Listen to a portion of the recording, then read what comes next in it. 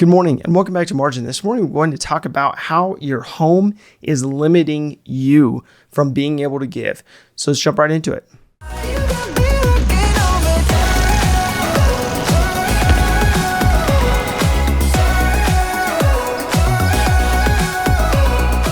So let me ask you a question. The place that you live, whether it be rented or owned, is it more than you need or want? That's a hard question to answer. And sometimes we get married to our dwelling. We get locked into not wanting to move, not wanting to change things when we really do need to evaluate this on a regular basis. So think about this. Is the payment, the maintenance, repairs, cleaning costs, utilities, and household goods reasonable? Or are you constantly pulled away from what's really important to you because you're constantly having to give attention to your dwelling? So have you ever thought about the seasonality of owning your home based on your marital status, based on the number of dependents in your home, your business or job and the stability of that? Or how long you will be in that specific location and whether that space is appropriate based on where you are financially. Now, there's so many questions that we can ask around this, and I know it's a tough question, but many deem the home to be the American dream, and so it's hard for people to realistically look at the costs associated to this. So I would encourage you to look at how much that dream is costing you. And is it stealing from other areas that you have already deemed to be more important? When people actually consider buying a home, you may typically look at location, at price, amenities, or other aspects, just to name a few. But what about the hidden costs associated to the down payment, to closing costs, to out-of-pocket repairs that are on you, to startup utilities, insurance, HOA, and taxes, as well as any subscriptions you would need for security and other things. But people also don't necessarily factor in the costs associated to outfitting that home to be move-in ready, whether that's renovations or it's landscaping or it's furniture or something else accordingly. Now, it's important for you to consider those costs before you actually go through the process of purchasing because it can be a real surprise for you, especially when you have all the upfront costs related to getting into that home otherwise. Now, beyond that, narrowing your focus and steps for your career, making sure that this house purchase makes sense in your flexibility or the flexibility you may need for your career.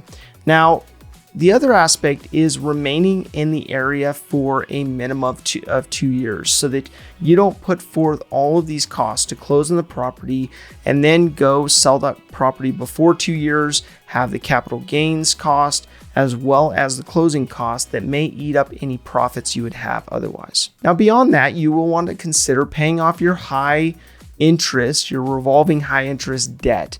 Then moving into building an emergency fund outside of saving for that home so that you ideally have 3 to 6 months of operating or living expenses.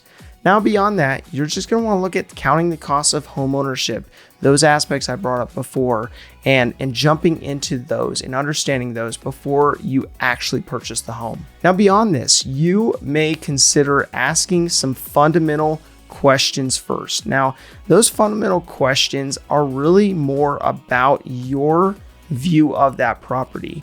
What does your ideal lifestyle look like? Knowing whether you want a large home for entertaining, a small home that could be a rental at some point, or a home that you'll use for a season and live in for a season, is especially important. Just knowing what the purpose is. Now, the next aspect is knowing what you can actually afford, not becoming house poor, building up that budget and going through that process. It's really important fundamentally that you are comfortable with the number, whether you can afford it, or not. Going through the process of factoring in what you will be paying on that mortgage and whether you're actually comfortable with it. Now, the next aspect is knowing what you want in a property. Just like going to the grocery store, except a much more expensive scale, don't walk in without a grocery list, as you will pick up items that you didn't actually need and probably spend more money than you wanted to spend. So knowing what location, features, size, number of bedrooms and bathrooms you want will ensure that you don't buy a property that doesn't fit your scope, or maybe buy a property that's obscure or could become difficult to sell. Now, the next aspect is to know the market that you want to be in, knowing what the homes in that area will actually sell for, the typical size of those homes, the amenities that come with that, and areas for the shortest commutes will ensure you don't buy outside of the market that actually makes sense for you and that you actually understand. Now, the next aspect is know the migration patterns of the area you want to be in. Knowing whether jobs are moving in or jobs are moving out are very important, so you know the stability of that house price and you have confidence in that, that there will be demand for that property in case you need to sell it at some point. And you want to just make sure that you have peace of mind around that. Now, if you already own, you may think about your current space to ensure that you're factoring in the location, financing, and your exit strategy. And I would say if you already own your home, think about some considerations of making sure that you don't over improve the space for the neighborhood. Thinking through not pouring too much into it to where it won't actually be able to be recovered when you go to sell it. Now, the next aspect for your home that you live in is being mindful of the neighborhood. Understanding the average sizes of those homes, and making sure not to make renovations that will not meet the standard within the neighborhood that you are in. So it's important just to understand your neighborhood, understand your home and how it compares, and then be able to remember that aside from location, which, if you already own your home, you can't change at this point, that kitchens and bathrooms typically sell homes.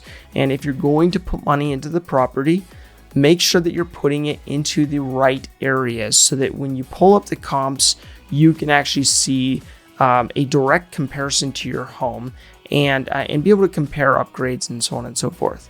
Now, the next aspect is to do your best to run the numbers before you refinance, as you can restart the clock on your mortgage and push that date out and push out the date of actually paying that off. So if you're planning on staying put, it may make sense to refinance if you can knock some points off.